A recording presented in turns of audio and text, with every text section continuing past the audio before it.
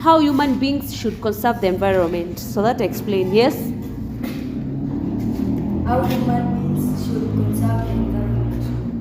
Number 1. Practice stewardship, not exploitation. Understand dominion and stewardship.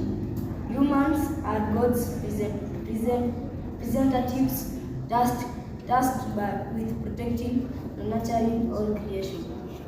Avoid actions that cause species extinction, pollution, deforestation, or climate damage.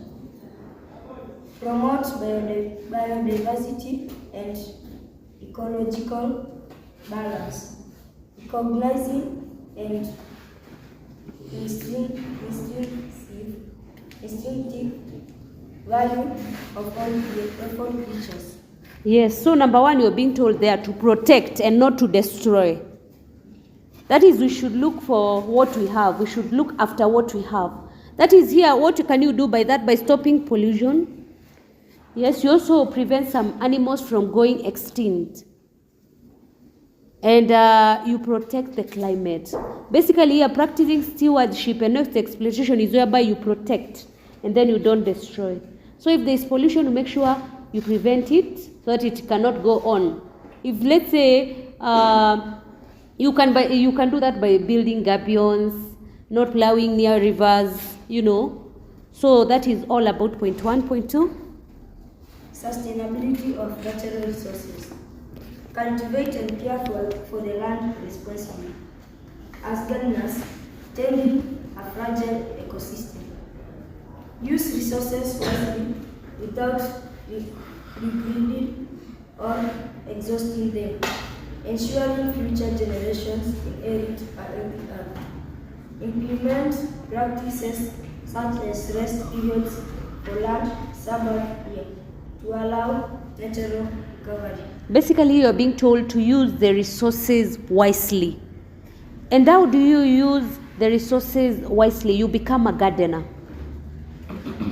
And yesterday, you remember I talked about crop rotation. There is a time you leave the land so that it can do what? It can rest. Yes, we go to number 3, respect. Respect God's boundaries for creation.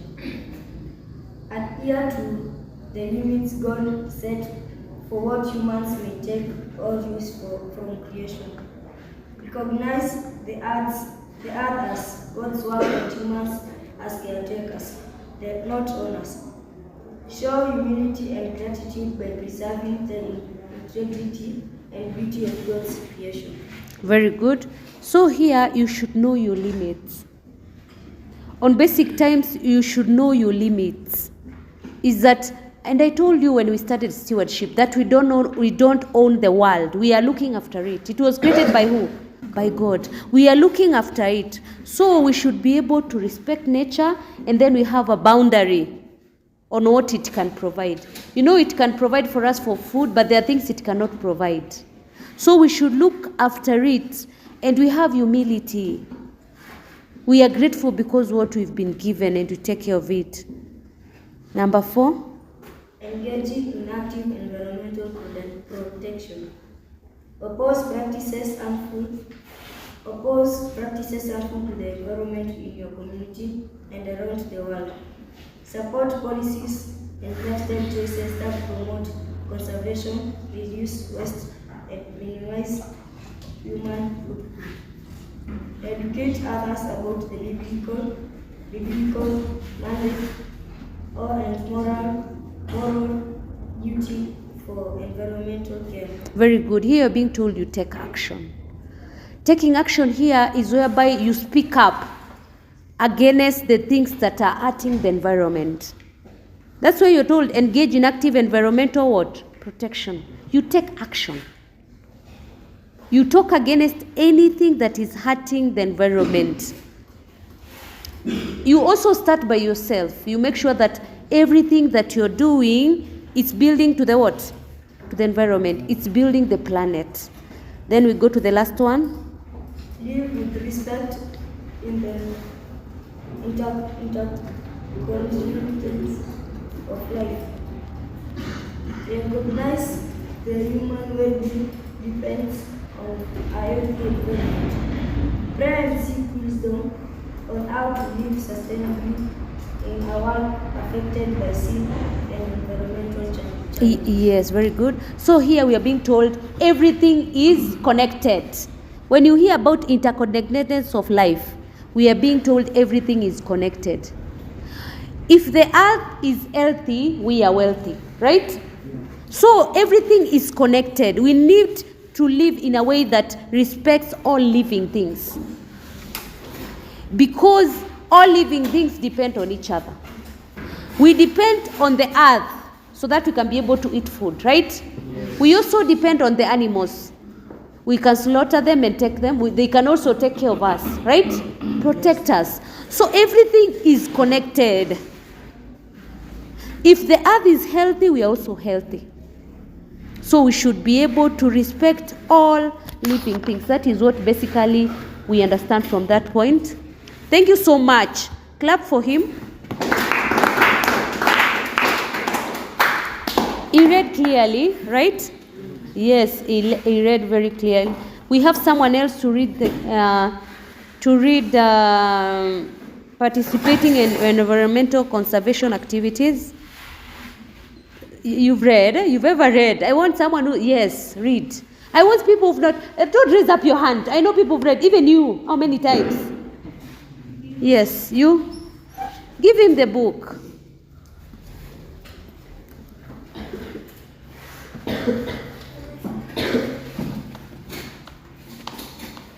We are talking page 38. You stand there, you read page 38. Environmental conservation is the responsible use and protection of natural resources to ensure sustainability for future generations. The Bible teaches that human beings are stewards of God's creation, meaning we have a duty to care for the environment. By engaging in conservation efforts, we protect nature, promote healthy living, and ensure the well-being of all living creatures. Wait. Yes, continue. The following are some of the reasons for conserving the environment. Fulfilling our stewardship role. God entrusted humans with the responsibility of taking care of the earth. Therefore, we must protect nature as part of our moral and spiritual duty. Very good. So here we are being told when we talk about our stewardship role is we are guardians. We are guardians, therefore we should protect what we've been given. We protect and use it up and not to destroy it. We use it and not to destroy it. We go to number 2, preserving. Preserving natural resources. Resources like water, forests and minerals are limited. Conservation ensures they remain available for future generations. Yes, here we are supposed to not to overdo it. Don't overdo it is that we use natural resources carefully. Natural resources is like water, yes. Examples are forests, other minerals. We use it carefully so that the earth can recover as we are using it so that more we can get more. And that also the future generations can have it. So here basically we are being told, as I've told you, we use carefully. We don't overdo it. We use it carefully so that the earth can recover on its own. And then we are able to also leave some for the future what? Generations. Number 3. Maintaining a clean and healthy environment. Reducing pollution prevents diseases and improves air and water quality, leading to better overall well-being. Avoid dumping waste in one's environment is also a conservation measure. Yes. Ensure that you clean and collect litter within your environment. Here we are being told we reduce pollution. Because we are guests, we reduce pollution by taking care of the environment. That's why you are being told you should clean up, right? Yeah. You should clean up. You should clean up. If there is litter, you collect litter. We go to combat. Combating climate change. Activities like tree planting and reducing waste help reduce carbon emissions. Protecting forests and water bodies helps regulate global temperatures. Very good. There you are being told is it taking action? You're being told you take action. You take action to change your own habits to reduce waste. And then you also encourage others to do the same.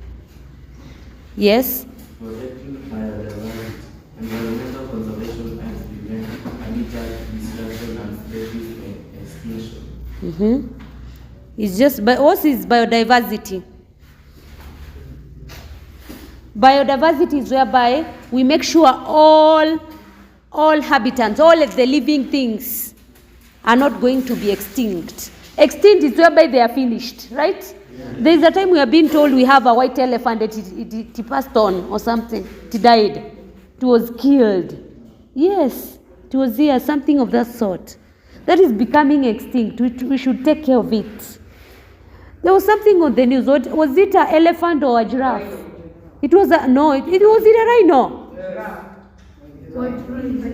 It was either an elephant or a giraffe.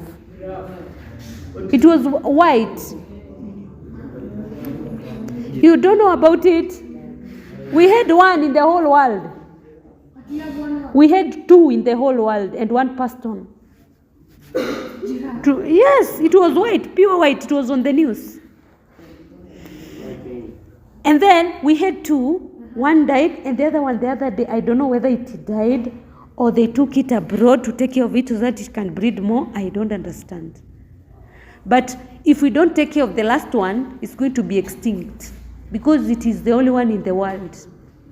It's either an elephant or a giraffe. One of the two. I don't know. You've never heard about it? Have you gone to an animal orphanage? I'll clarify in the internet. We continue. I'll clarify later. Can you listen to food security? Ensuring food security, protecting soil and water resources support sustainable agriculture, thus ensuring food security. Yes, food security is whereby we take care of the environment so that we always have food. That is food security. We always have food. If we take care of the environment, the plants will be always fruitful, right? We'll always have food. If we take care of the environment, that means we're also taking care of the animals that are on the environment, so we can also get food from them, right? So food security is whereby you have all the food that you need. Yes, we continue. Setting a good example for future generations.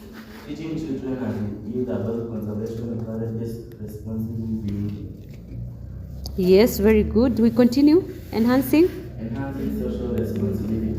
Conserving the environment improves the quality of life for everyone. Protecting natural resources ensures fairness and equity for all. One clap for him. Very